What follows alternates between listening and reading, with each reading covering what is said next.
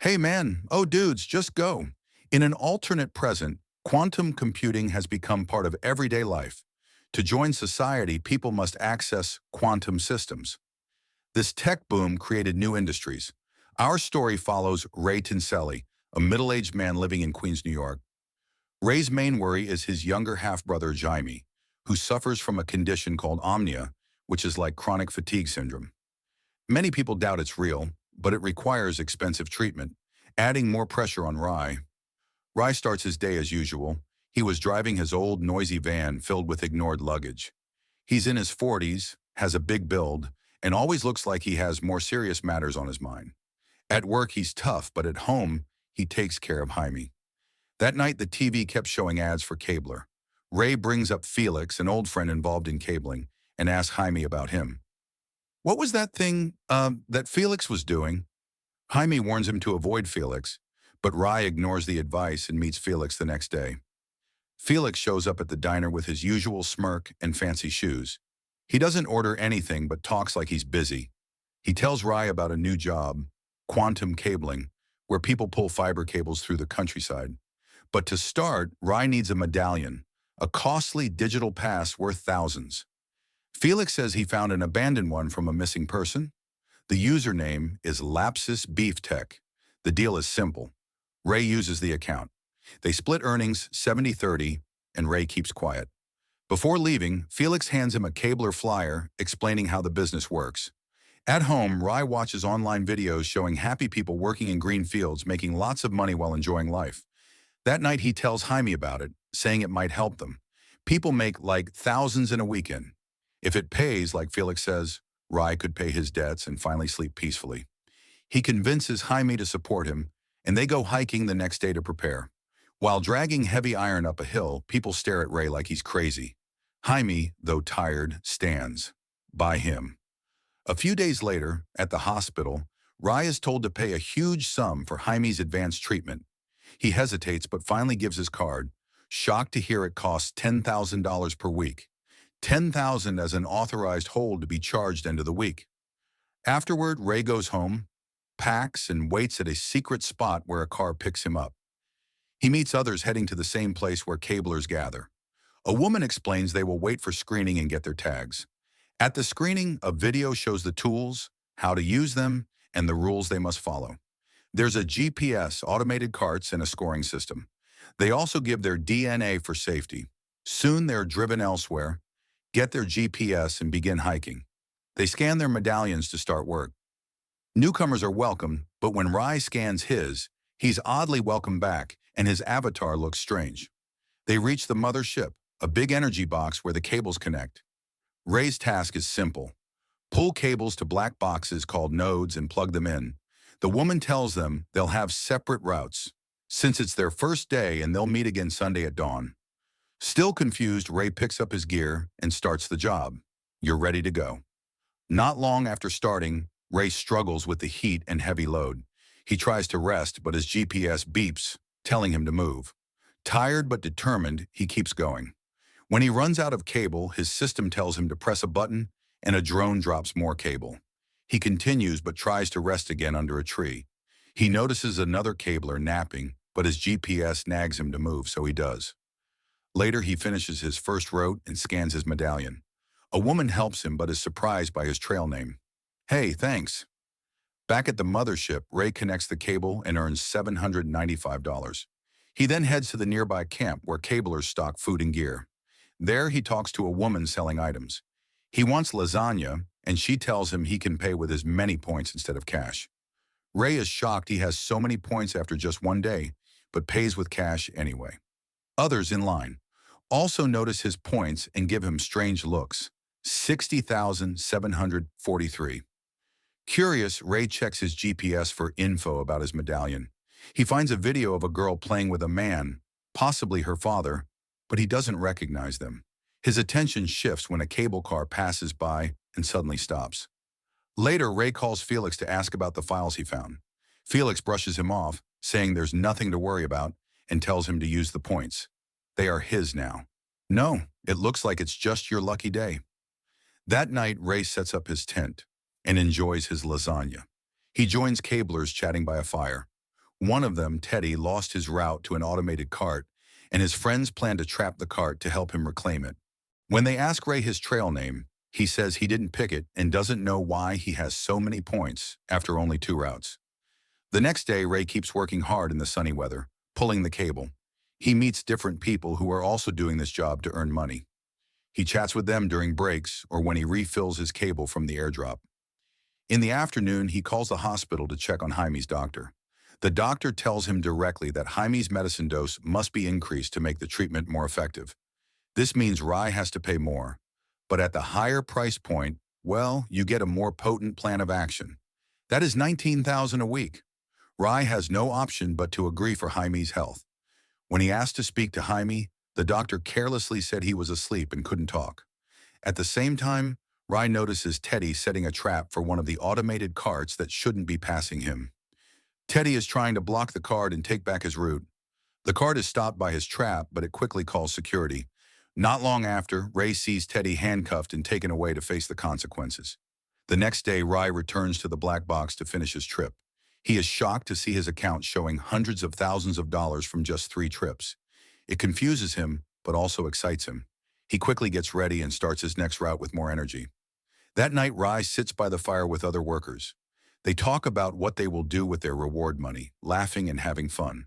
But things change when a bearded man suddenly confronts Ray, questioning his loyalty and his big earnings. When Rai finally tells them it's Lapsus Beef Tech, the man gets angry and swears at him. Come on, let him go.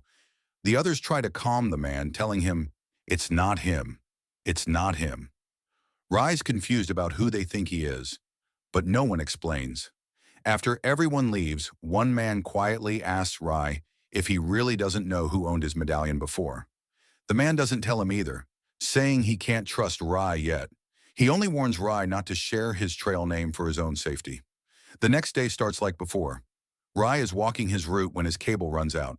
But when the drone drops it, another cable man grabs it before him. You're just mine. What are you doing? Hey! Ray chases him but ends up trapped by a group of kids. They throw a net on him and demand everything he has. They are serious, and it isn't fun. Soon, a woman named Anna appears and threatens to call the company if they don't leave Ray alone. The kids run away, and Anna helps Rai up.